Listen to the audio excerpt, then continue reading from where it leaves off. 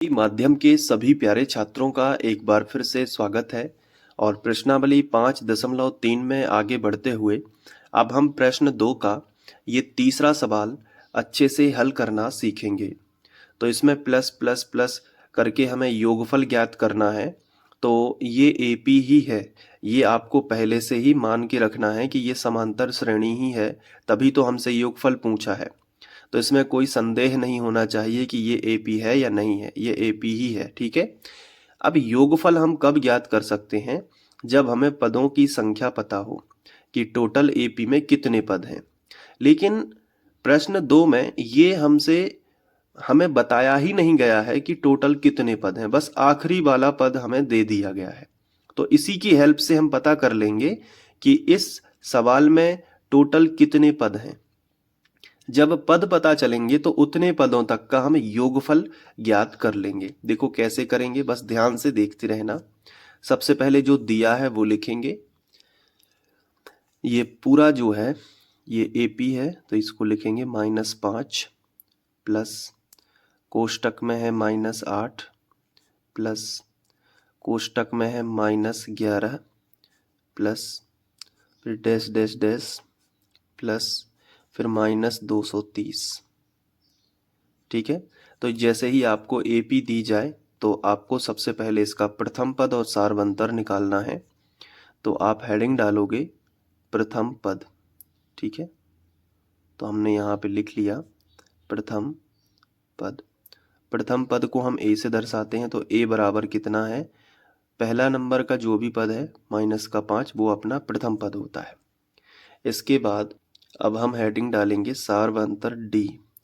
तो डी कितना है? दूसरे नंबर के पद में से पहले नंबर का पद घटाएंगे, यानी -8 में से घटाएंगे पहले नंबर का पद यानी -5। तो बराबर के नीचे बराबर लगा देंगे, -8 ज्यों का त्यों, माइनस माइनस हो जाएगा प्लस और ये हो जाएगा 5। तो 8 में से 5 चला जाएगा तो कितना बचेगा? -3 बचेगा। तो डी का मान जो है वो -3 है और ए का मान कितना है? -5। अब आखिरी पद है, हमें एन और ज्ञात हो जाए तो अच्छा रहेगा। तो आखिरी पद हमें कितना दिया गया है? ये देखो अंतिम पद। तो लिखेंगे कि चूंकि हमें अंतिम पद दिया गया है, तो हमने यहाँ पे हेडिंग लगा दी कि अंतिम पद हमें दिया गया है बराबर -230। ये अंतिम पद हमें दिया गया है। अंतिम पद का फॉर्मूला, अंतिम पद का संकेत होता है an। तो हम an बराबर भी लिख सकते हैं 230 माइनस का। अब an का फॉर्मूला होता है a plus n-1 into D. तो an की जगह पे हमने फॉर्मूला लगाया, बराबर है तो बराबर और -230 लिख दिया। अब a और d के मान ऑलरेडी पता है। देखो a का मान -5 है और d का मान -3 है। रख देंगे। तो a की जगह पे -5 प्लस n-1 और d की जगह पे -3 और बराबर कितना हो जाएगा? तो बराबर हो जाएगा -230। अब हम देख रहे हैं कि ये संख्या है, तो संख्या का संख्या की तरफ पक्षांतर कर देंगे। तो n-1 और -3 बराबर है -230 और ये -5 इस तरफ आ जाएगा तो +5 हो जाएगा। तो अगले स्टेप में क्या होगा कि n-1 और -3 बराबर 230 में से 5 जो है वो घट जाएंगे, क्योंकि ये प्लस के हैं तो -225 बचेगा। ये देखो माइनस का बचेगा क्योंकि बड़ी संख्या माइनस की है। अब गुणा वाली संख्या कहाँ आ जाएगी? बटे में। तो n-1 बराबर हो जाएगा -225 और बटे -3। ऊपर नीचे का माइनस माइनस काट देना, तो n-1 आपका बचेगा। 3 से ये कट रहे हैं, 3 7 21 बचा 1, 3 5 15। ठीक है। तो आप समझ सकते हो ना, 3 एकम 3, 3 7 21, 7 बार में 21 निकल गए 22 में से, तो 1 बचा, तो 1 यहाँ आ जाएगा तो 15। तो फिर 3 5 15, 75 बार में कटेगा। माइनस का 1 इस तरफ आ जाएगा तो n बराबर होगा 75 और माइनस का 1 इस तरफ आ गया तो प्लस का 1 हो गया। अब 75 में 1 जोड़ोगे तो 76 हो जाएगा। तो n बराबर 76 जो है, n का मान कितना हो जाएगा? 76 हो जाएगा। यानी टोटल 76 पद हैं। अब 76 पदों का योग हम ज्ञात करेंगे। तो नेक्स्ट पेज पे आ चुके हैं। हम लिखेंगे, चूंकि हम जानते हैं कि n पदों का योग Sn बराबर n/2 2a plus n minus 1 into D होता है। तो ये n पदों का योग है, लेकिन n का मान तो 76 है, तो हम यहाँ पे 76 पदों का योग लिखेंगे। तो n की जगह पे 76 हो जाएगा और बराबर n की जगह पे यहाँ पे भी 76 और बटे 2, फिर कोष्टक लगेगा, फिर 2 है तो 2, और a और d के मान हम पहले ही निकाल चुके हैं। ये देखिए, a का मान है -5 और d का मान है -3।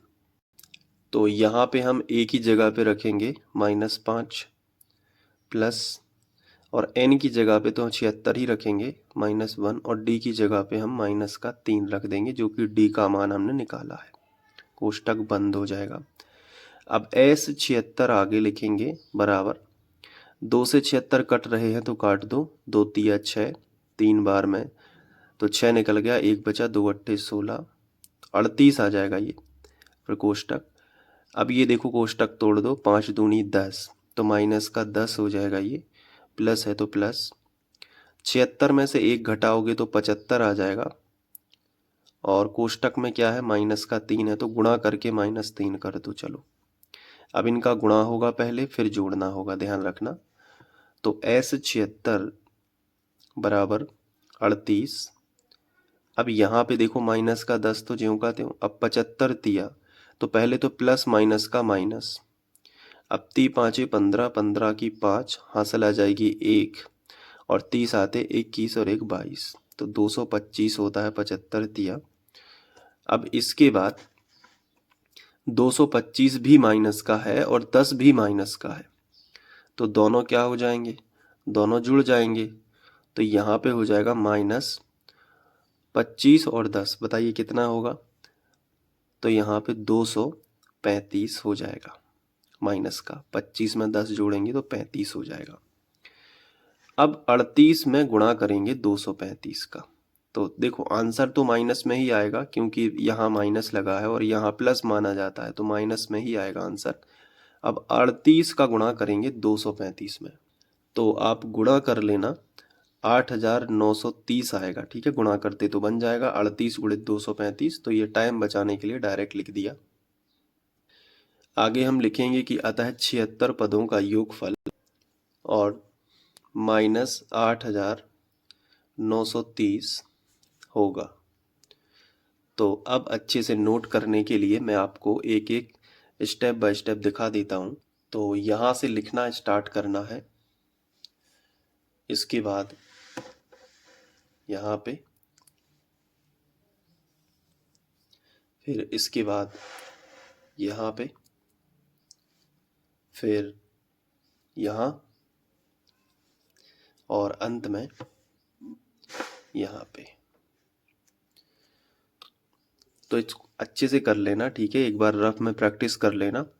थोड़ा सा इसमें ज़रूरी है संख्याओं का गुणा, जोड़ना, घटाना, गुणा भाग अच्छे से हो, इसलिए थोड़ा स्लो पढ़ा रहा हूँ, ताकि एक बार में स्थायी याद हो जाए आपको कि क्या करना पड़ता है।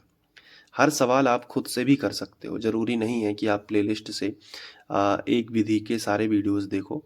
देखना तब है जब आप पे नहीं बनता है, या आप रेगुलर बेस पे पढ़ाई कर रहे हो और वीडियो खोल के ही मेरे साथ में ही सॉल्यूशन करते हो, तो वो बात अलग है। फिर मिलते हैं नेक्स्ट वीडियो में। Thank you.